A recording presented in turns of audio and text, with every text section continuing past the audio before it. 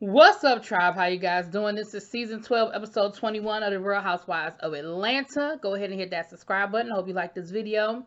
This is not going to be long because this episode gave me nothing. But it's the end of the season. Y'all know how it gets to the end of the season. I told y'all last week, the drama is over. We're winding things down, getting revved up for the reunion. But the stuff we doing to get ready for the reunion is all going down over to the Instagram, honey. So it ain't going down over here. Anyway. Well, we start this episode off. Eva is moving. She's her last day at the condo, and she's moving to her new home. It is a beautiful home, and Eva is like a friend of mine. I have a really good friend of mine, and they move often. Her and her husband, they move a lot, honey. Every time I look up, they moving, right? But it's almost like you go to their house. They could have been there a week, and it's like they've been there for 3 years. I mean, they waste no time. They unpack. They hang pictures. They everything. You don't see no moving boxes, nothing. It is boom, boom, boom, boom. I don't know how they do it, but I've been in my house for 6 years, and I still got a box somewhere, I'm sure. Anyway, so then we see Kenya and Kandi meet up. And basically, Kandi is talking to Kenya about the situation between her and Todd. Excuse me. Sorry. The situation between her and Todd. And of course, she started to cry. You know, Kandi in them tears. But she said how she feels guilty, She talked about the love scene, And then she said, well, you know, I'm over here crying about my situation, what's going on between you and Mark. And basically, Kenya and Mark are still where they were. She's not talking to him. She got him blocked. The only way that he can communicate is through he can call the baby through the nanny and FaceTime with the baby, but he can't call her. And Kandi, she said, well, until he learns how to speak to me, no, I'm not. And Kandi said, but how you gonna know if he ready to apologize or speak to you better if he can't call you? Like, what he gonna DM you? Email you, send a smoke signal? Like, if he can't call you, Kenya, and he can't text you, how is he supposed to reach out to you to try to figure this out? Even if it's just figuring out the damn divorce. Like, that was pretty much that.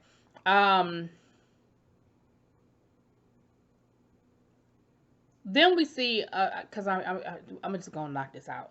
Then we see a scene later on with Kenya and Cynthia. I guess she asked Cynthia to come over to help her pack Mark's stuff up, and it's in the closet. And of course, she's having that nostalgia. Oh, I remember when the first time he hung some clothes in the closet. Oh, I remember when he bought this, and oh, I remember.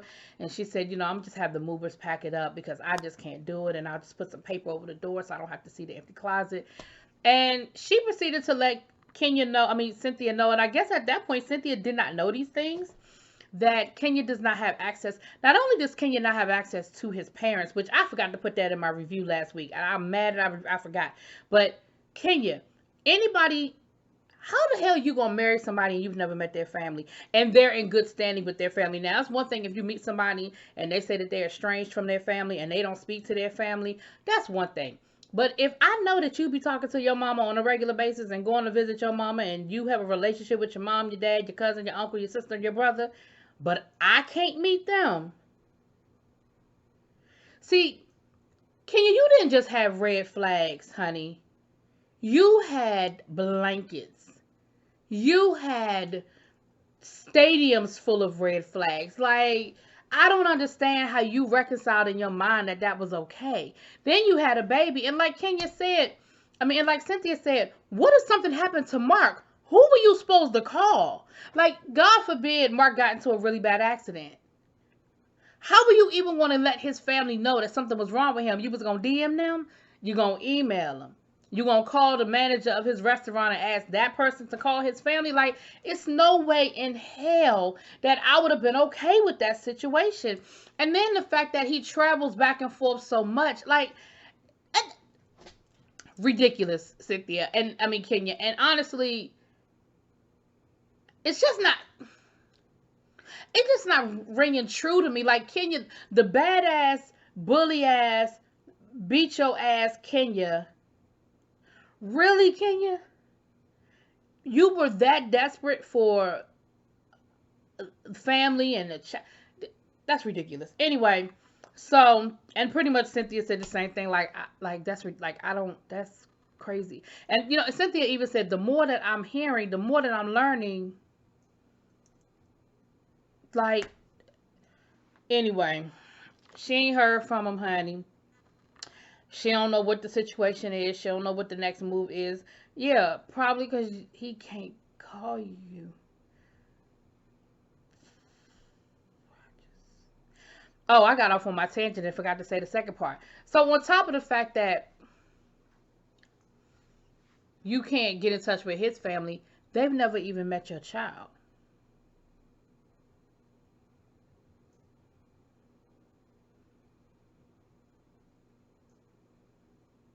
None of his family came to the baby shower. None of his family came to visit you in the hospital to bring you a little pink elephant or a little pink. None of his family bought her outfits. What grandmother is okay with not seeing their grandchild? Something ain't right. Something is not right, y'all. Something don't make sense to me. Something is not connecting, is not adding up. And I'm not saying that Kenya is lying, but what I am saying is something is not right. This man,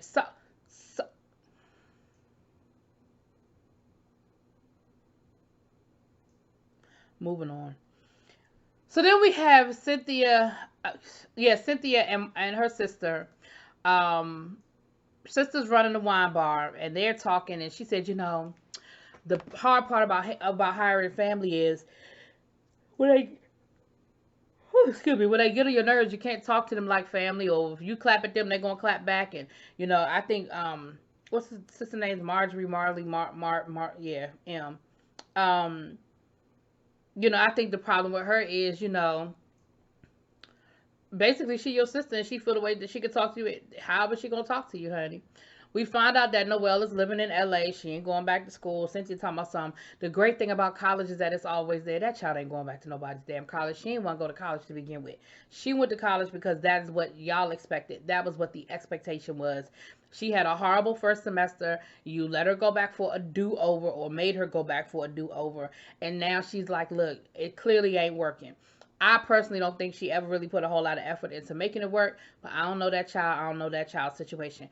I remember when y'all put her in homeschool because she wanted to come out of her regular school. I forgot what the reason was, but as an educator, me hearing it when y'all did it, I was thinking that's going to be a problem and that's going to come back and bite y'all in the butt because her reasoning for wanting to be homeschooled was something that I felt was something that should have been dealt with and not necessarily by removing her out of the situation, but whatever.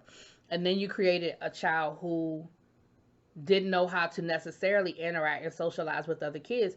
And then you let her go away to school and you let her get a room by herself. How the hell is she ever supposed to meet people, socialize with people, get to know people if she's used to not going to quote unquote regular school? She already had anxiety and was nervous about how she was going to meet people and get to know people. Then you put her in a more isolated situation by giving her a room to herself. So now she doesn't have to socialize with anybody. I'm sure she had enough money on whatever credit card y'all gave her that she could Uber Eats or go out to eat or whatever whenever she felt like it. I'm sure she could Uber to any part of the city and go to whatever restaurant. You know what I mean? Like, I'm not blaming them. I'm just saying y'all created a situation that made it harder for her to be successful. Neither here nor there. College ain't for everybody, and maybe that ain't where she was supposed to be. Moving on. But she's living on the West Coast with Mike. And Mike is like, so explain to me how your daughter here, but you not. Like, what are we doing? Y'all done set a wedding date, yet y'all still haven't figured out who's living where. She doesn't want to get rid of Lake Bailey, which I 100% understand. First of all, it's a beautiful home. But it meant a lot because she said that that was the first thing she did for her. Which I find interesting because didn't she own her house before her and Peter? Like, that was her house before her and Peter, or did her and Peter were moving that house together? Anyway, whatever. But I remember when she bought it, the independence and how it was like a source of great pride for her. So I 100% understand, Cynthia, what you saying. I'm not ready to get rid of Lake Bailey. You don't have to get rid of Lake Bailey. Y'all can leave it as y'all bi-coastal home. You can, I mean, you don't have to sell it. You don't have to rent it out. You can keep it as a place for you to, when you come to Atlanta. But you might need to change the address on your driver's license, boo thing. And it might need to have a little California, sunbray on it or something. I don't know. But it's definitely becoming an issue that her and Mike are gonna have to resolve sooner rather than later. Um, and that's pretty much all I got out of that conversation. Then we have Porsha and Dennis. Child, Porsha wants Dennis to move back in. Porsha wants things to go back to the way they were. But here's the thing, Porsha. Sometimes you can't put the genie back in the bottle, right? Once you take the cork out that wine bottle, baby, it don't. Yeah, I know, like I know, the cork don't never go back in right. You know they done, you can buy all these sort of apparatuses and things to help your wine, but you can't get that cork back in that wine bottle the same way. And this sort of situation, Dennis was never happy moving where you live because of the commute. That was the whole thing we saw last season. Yet he compromised. He moved in with you because you didn't want to get rid of your house because again, your house was your swing at independence. That was the house you bought after, your situation with your ex-husband and so forth and so on. And so he compromised. But when things went wrong and you put him out, he left, and now he's probably used to that commute where instead of it taking him 2 hours to get home, he's used to 30-40 minute commute. Also, he didn't appreciate the fact that you threw up in his face when things did go wrong. This is my house, get the hell out. And I'm sure Porsha said all of the things that I'm sure she said it because she was angry, and I ain't saying she was wrong, okay? The man cheated on her. Whatever she said, she was probably justified in saying. However, now that the smoke is cleared and they cool again and everything is everything, he ain't forgot that. And he hasn't forgotten how easily he was homeless. Now, thank God he's probably in a financial situation that he could, or he may not have ever gotten rid of his condo. But he's back to being comfortable again. The other thing that came up was the wedding. Dennis's thing is, look, let's just go get married. Like, he doesn't want to have a wedding anymore. She was like, you don't get to take away my wedding because you screwed up. And what she was saying was, he doesn't want to have a wedding because he knows that everybody knows what happened between the two of them and that he cheated on her, and he don't really want people looking at him crazy or looking at, he don't really want to deal with the looks and the, and she said, so that's not my fault. Like, don't punish me because you screwed up. And I was like, that's kind of true. Like, that's your reason for not wanting to have a wedding. Then that's not fair to Porsha. So then he gonna tell Porsha, well, let's just go and get this prenup taken care of because that'll take care of a lot. Porsha was like, what does that have to do with any of this? And she was like, because that would just take care of a lot. Then he said,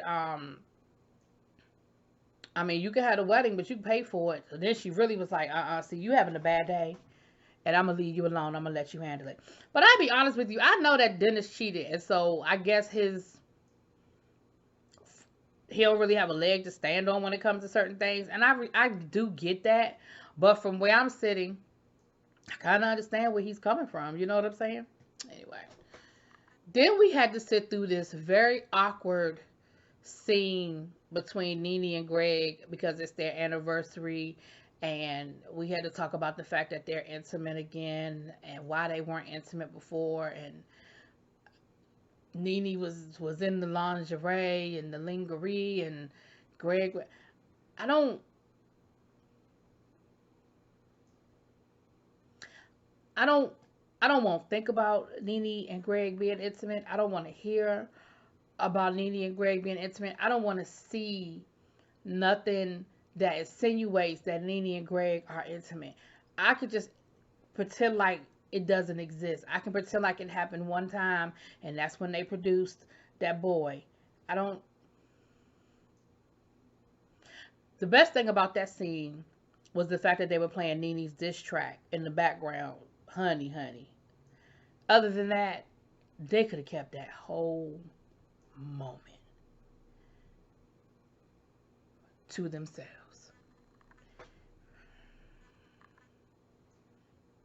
What was that? Okay. So then we have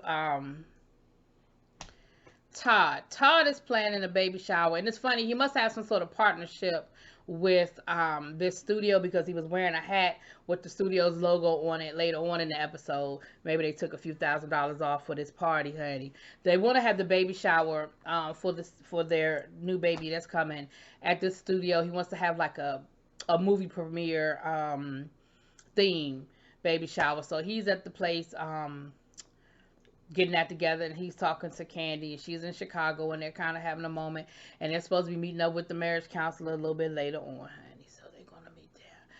Cynthia goes over to visit Eva, and like I said, honey, Eva got that house laid out, and come to find out, Eva's baby daddy, not only does he want to get the name change reversed, but he wants to try to get full custody. Now anyway, that he ain't got a snowball's chance in hell of getting custody of that baby. But I do understand that, you always have to take everything seriously. You never know how things are going to go. So I feel bad that Eva has to keep going back and forth with this man and this whole situation.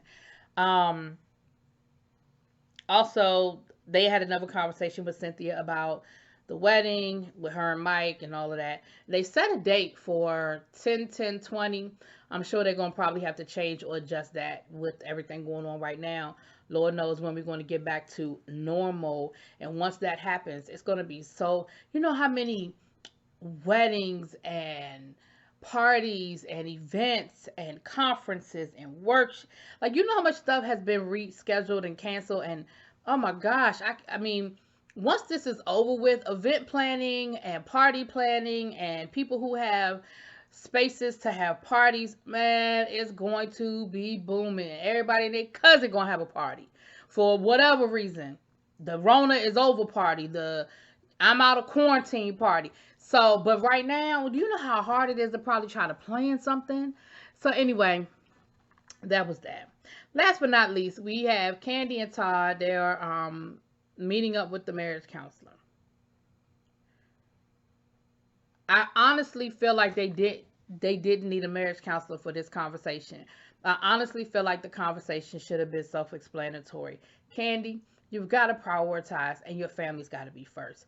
Somebody put in my comments something along the lines of, I guess they felt like I was trying to say Kandi was wrong for wanting to work, and that, no, I'm not saying Kandi's wrong for wanting to work. I'm not even saying Kandi's wrong for wanting to be a mogul. Women can do it too. I have no problems with that. But what I am saying is that she has to prioritize. Even a mogul that's having a baby has to slow down. If Kandi were actually carrying that baby, it's no way in hell Kandi would be flying back and forth to Chicago filming a show. So the fact that, like, you have that flexibility, but you still have to understand you have a child coming. And for you to say, I'm going to be in Chicago for the next 10 weeks filming, but the baby going to be here in 6 weeks, and what we're going to do is we're going to put the baby and the nanny and Todd and everything else, and we're going to pack up a bus, and we're going to travel back and forth by bus so that I can have my baby. Like, I'm not saying it is impossible. What I'm saying is that it is hard. And from where Todd is sitting, Todd is not wrong for saying you are not putting us as your family first. Kandi is who she is, and I don't think Todd is asking Kandi to stop wanting to be a lady boss. That is who she was when he met her. She's always been a workaholic. Kandi is always looking for that next thing. Kandi is always working. Her brain is always moving. She's always looking for another business opportunity. Nothing is wrong with that. However, at a certain point, you have to prioritize. And at a certain point, you have to say, you know what? Maybe I need to put the pause button on new projects. Let me just finish up the projects that I've already started so that I can spend some time with my husband and my family for 6 months. And tell Don Juan, don't entertain any offers from any new opportunities outside of acting. Because that is what I really want to focus on right now. So it's acting and it's my family. And at the end of that 6 months, let's sit down and let's revisit. But I really need to take some things off my plate, and I need to really focus, because this over here is getting away from me. And the last thing I want to do is look up and realize that me and Todd kept floating further and further and further away from each other. Do you know how many divorced people are divorced and they still love each other, but they just can't make it work? Love ain't never been a problem. So that's all I was saying. Now, Todd, let me give you a little bit. Kandi brought up the thing about their different parenting skills. Todd feels like Kandi spoils the kids. Kandi feels like Todd is too hard on the kids. And there is a happy medium. She used the example of him and Kayla got into an argument. They fell out. They had already agreed that they were going to give Kayla a certain amount of money for her birthday. When her birthday rolled around, Todd was like, no, she don't need it. Blah, blah, blah. She need to call me. Now, then Todd's explanation was, she's 23 years old. I don't want her to feel like you don't have to work and you get something for nothing. See, that's two different things, Todd. If y'all had an argument and y'all fell out and you're saying, no, she don't need to get that money because she needs to call me, then that's not about her being irresponsible or you feeling like she's irresponsible, even if that's what the argument was about. The argument might have been about the fact that you think she's irresponsible or she's not handling her business appropriately. That could be what the argument's about. But you're mad because she hasn't called you to resolve the situation. At the end of the day, it is her birthday. Give that baby a gift. Like, don't punish her on her birthday. See, now, I don't know how much money we was talking. Maybe y'all could have agreed to reduce the amount. Like, if y'all was going to give her, let's say y'all was going to give her 5 G's. And instead of giving her 5 G's, you say, okay, we're going to break it down to 2,500. And I get, okay. But to say, no, we're not going to give you your birthday gift because me and you got into an argument, I think you crossing things there, Todd. But at the end of the day, she is 23. And if you're trying to teach her to be responsible and that she can't just be lazy and lay back and just not, you know, not appropriately deal with things, then I can understand that too. I don't know. Hope they work it out though. But that was pretty much it, child. That was it. That was all. Next week is the finale. Hallelujah. And then we have the reunion by Skype. That's going to be real interesting. The good thing is, the great thing about these Skype situations and Zooms and StreamYards and stuff like that, you can mute people, honey. So if things get to be too much, honey, you can mute them people and say, hold up. Hold up. But the bad thing is people can click off real quick. And you know somebody like a Nene will click off in a New York minute, honey, and will keep it moving. So we'll see how it works out. Y'all let me know what y'all think. Drop it in the comments. Peace.